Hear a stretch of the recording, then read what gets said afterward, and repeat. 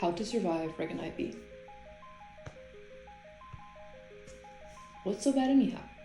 Regan IB is nearly unanimously rated as the top school in MPS, which also means it has top academics. Still, you have a surprising level of autonomy when it comes to the level of rigor throughout your high school experience and are sure to be confronted with two options for success. 1. Opt into the easy route. Don't do HLs, enroll in the minimum course load, only take your foreign language for 2 years, test in nothing, if that's your definition of success. 2. Challenge yourself somewhat and take hard classes, test in your HLs, and make the most out of your high school experience. If you choose the second route, you've overcome your largest hurdle, but there are still going to be some roadblocks in your path. With the wisdom imparted upon the senior class by IB Psychology and Mr. Sanders, despite not because of the actual curriculum, your chances are good, especially if you tackle the issue with Mr. Sanders' laconic, all-encompassing tripartite approach. Cognitive approaches. Memory models. Atkinson and Schifrin defined the multi-store memory model in 1968. It defines 3 storages of memory: the response to the stimuli, the short-term holding of the stimuli, and the consolidated stimuli into permanent storage. Something can be kept in or transferred to the second or third storages through repetition. Much of today's schooling relies on the efficient consolidation of stimuli, and therefore this first piece of advice may border on archaic. Flashcards are fantastic for drilling in and truly consolidating information, and can be used for a wide array of classes. Some, such as anatomy and physiology with its many vertebrae and muscles, are obvious, but others are less so. History requires one to be able to match several leaders and events from different countries and time periods to their similar themes of totalitarianism, dictatorship, or guerrilla warfare. When forced to recall Latin American populist leaders for a paper 2 or 3, having drilled a flashcard with the names Perón and Allende would be helpful. This can also apply to psychology with its many trigger words/terms. For example, in and out groups is Sharif et al. There we go. Cognitive approaches. Schema theory. Schema theory is defined as the idea that all a person knows is divided into distinct boxes, which helps to sort information into manageable categorical groupings. This can be positively helpful. Instead of trying to keep the Cold War era political turmoil of El Salvador in its own neat box, remember that the FMLN guerrillas were inspired majorly by Castro in Cuba. Those are cases where underground guerrilla fighters seek to overthrow a corrupt government backed by the United States and Latin America. Why memorize the events separately? Just as information can be converted into mnemonics for easy memorization, history too can rhyme. Remembering information this way can halve the load, if you think strategically. The same is true for math, psychology, or any other course. IB especially loves thematically grouped topics: violence and protest, rise to and consolidation of power. Memorize things in the same way for ultimate efficiency. Sociocultural approaches. Did you come to Regan because you appreciate diversity and the lack of division?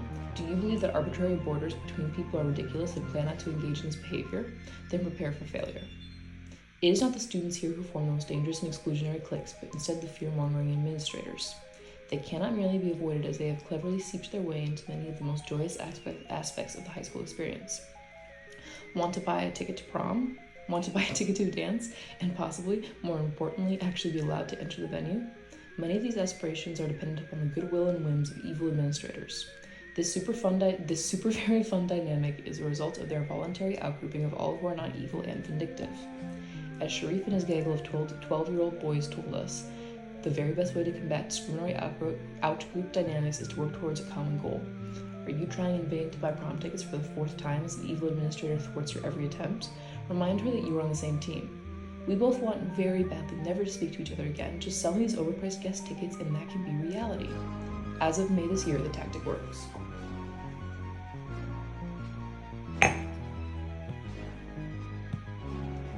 In and out groups continued.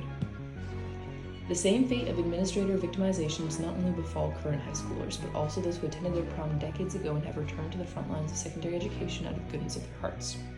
Such individuals may find themselves stripped of the classes they were overqualified to teach in the first place and made to force-feed biology to freshmen. While nobody is exempt from the possibility, the same tactic is available to all. In this case, in order to get their psychology classes back, one might consider trying to knock down intergroup barriers by attempting to relate to their abusers. Options include bonding over their generation's contribution to the environmental crisis, or trying to convince a vice principal that they too enjoy draining children of their blood and mailing it to parents in Ziplocs. Just try your hardest to appear equally as evil. Biological approaches. Neuroplasticity. Overall, this is less of a concrete action and more of a concrete reminder. Your brain isn't concrete. Don't get stuck in a cycle of thinking you're too dumb to learn something.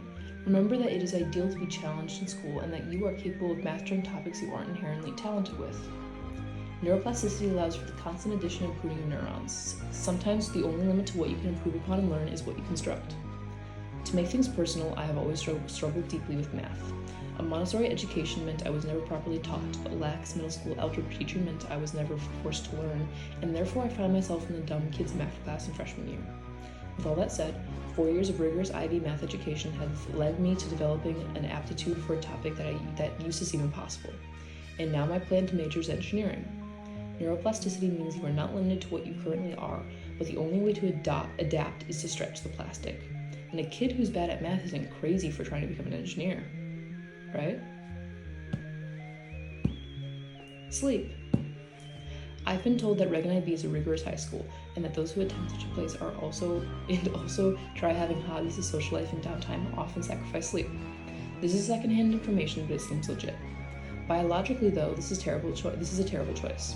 Sleep, particularly REM sleep, is vital in the consolidation of memory, a popular theory for why we dream. Sufficient sleep also gives your brain and body the energy to stay alert, pay attention, and put forth your best efforts. Lack of sleep naturally has the inverse effects.